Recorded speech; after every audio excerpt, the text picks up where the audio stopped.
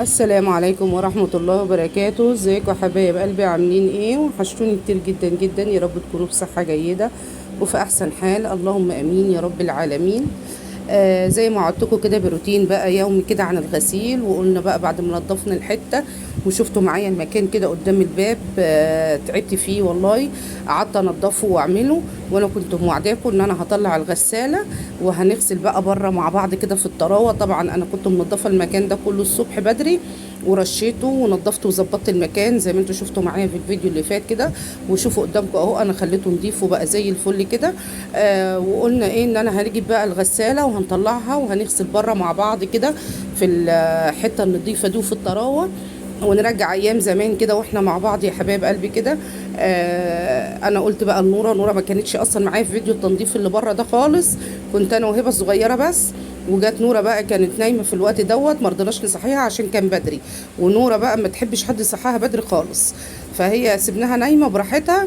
بس احنا قلنا ايه، احنا هننضف وهنعمل وهنفرش وهنرش المكان وهنحطها هي في الغسيل وفي الغساله بقى، وهي اللي هتشيل الغسيل على دماغها.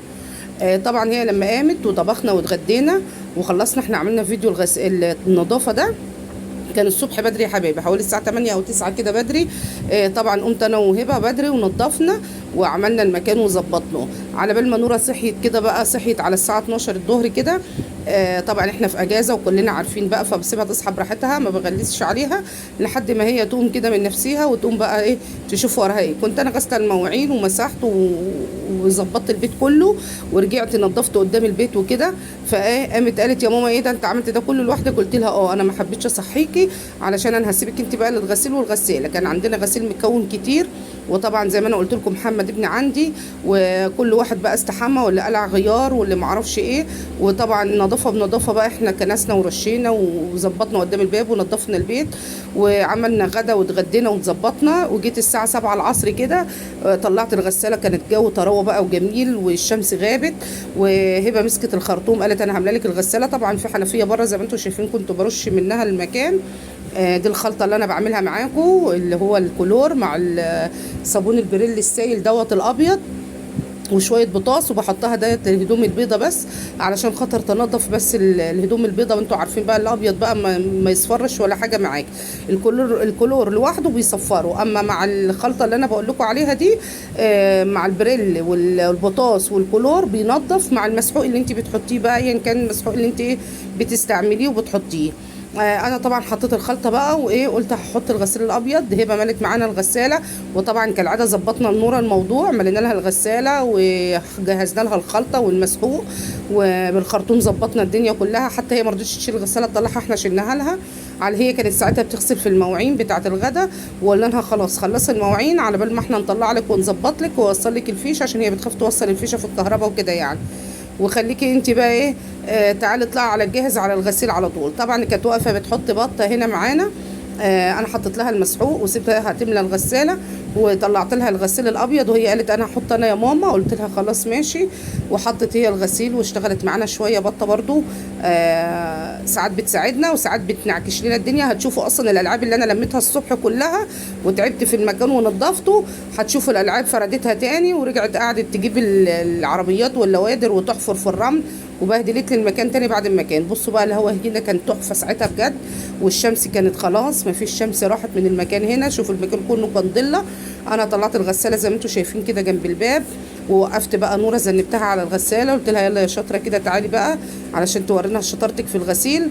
وعليك انت بقى الغسيل، احنا تعبنا طول النهار ونضفنا ولمينا الزباله كلها ونضفنا لك المكان على الجاهز عشان تقفي انت بقى كده ايه وتشوفي امورك وتظبطي دنيتك ونشوف شطارتك في الغسيل كده. طبعا هي جت طلعت. بصوا الالعاب اللي انا بقول لكم عليها يا جماعه، نوره ما تتوصاش. معلش سامحوني، ما اعرفش اللي بيجي يقعد يرن في ساعه الفيديو ده. نوره كانت بتغسل، وانا طبعا رحت شلت لها بقى اللحاف ده من على الحبال وظبطت لها الدنيا. قلت لها انا هننشر يا ستي وهساعدك، بس هروح للطير الاول عشان اعشيه واحط له ميه واقفل عليه، وانت تكوني غسلتي وشطفتي وخلصتي، وانا هاجي بقى انشر مكانك برضو علشان كانوا خارجين بالليل مع اخوهم وايه. وقلت لهم عشان تلحقوا، لان كنت انا بغسل ايه الساعه 7 المغرب يا جماعه، ما كانش فيه وقت طبعا. بصوا الالعاب، وبصوا بقى بطه بقى والالعاب نطورتها في الارض. بس انا بسيبها تلعب، بعد كده بخليها تلمهم تاني. بصوا كانت جايبه اللوادر والعربيات بتاعتها وقاعده تحفر الرمل في الارض وتلعب، وسبتها تلعب بقى، والجو كان تحفه وطراوه، وانا كده كده منضفه المكان ما فيهوش اي حاجه، كان نظيف زي الفل.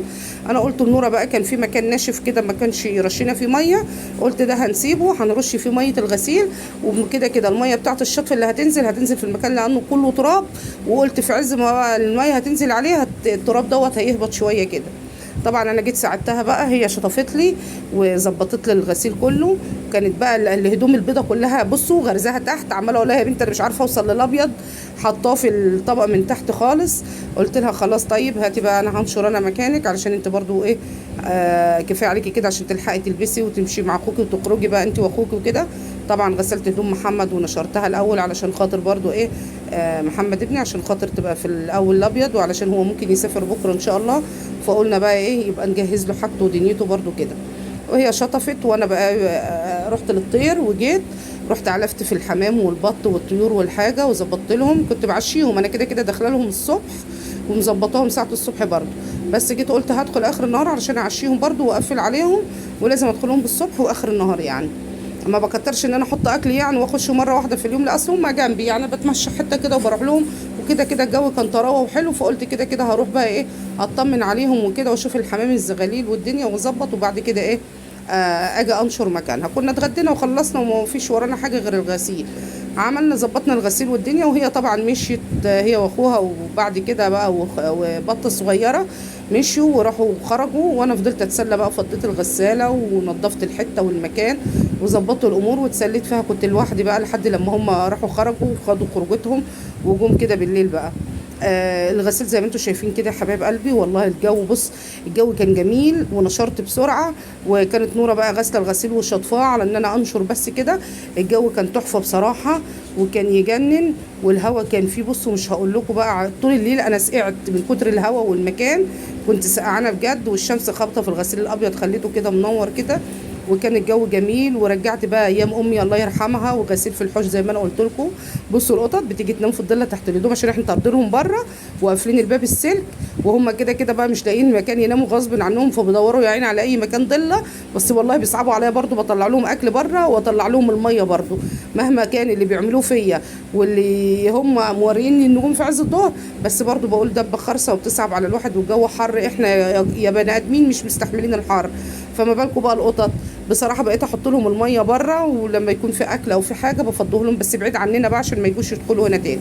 هم بيحاولوا بيعافروا ان هم يخشوا من الباب السلك، بس انا طبعا مقفلين كله تقفيل صح فمش عارفين يدخلوا بقى، فهي يعني بص دي قطه بطه مسميها قطتها يعني، حطها تحت الهدوم وقاعده في الظل كده.